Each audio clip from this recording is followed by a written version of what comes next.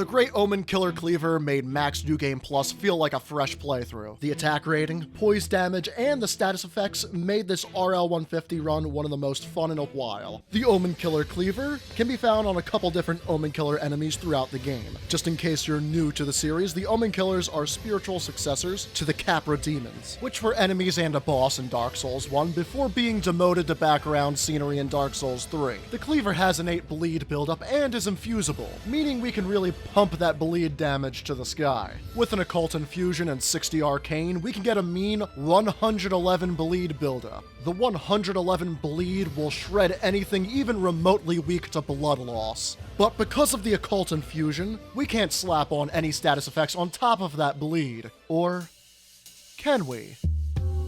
Poisonous Mist allows for occult infusion. When we cast Poisonous Mist, we throw out a poisonous cloud and coat our weapon in poison for a limited time. This is effective as a buff, but please don't neglect its use as an offensive move. It's so effective in an aggressive playstyle that I ran with Shard of Alexander for most of my run. This gives us a great combo of poison and bleed to send enemy health bars down faster than my entire dorm. When we had to go down the fire escape stairs, back during freshman year after a fire scare, turns out some genius thought it was a-okay to cook a container made of plastic in a blazing hot oven. How did you possibly make it to age 19 and to college without knowing that this was But wait, poison and bleed isn't all we got here, as I made sure to keep around a few frost pots on me at all times. The crafting material for the frost pots is easily found in the consecrated snowfield, and you can grab 100 of them in a few minutes easily. That frostbite will do a chunk of damage, much like the bleed, and even decrease enemy resistance further. I also occasionally popped an uplifting aromatic for damage resistance and physical attack power, and as a final part of my arsenal, I had kukris to keep enemy poise down from afar and to keep that bleed buildup coming. For stats, I ran with 60 vigor, 11 mind, 33 endurance, 16 strength, as I two-handed the weapon the whole time as it needs 23 strength, 15 dexterity, 9 intelligence, 25 faith to use golden vow and flame grant me strength if needed, and 60 arcane. To anyone interested in a good status build, I highly recommend you give the great Omenkiller Cleaver a try.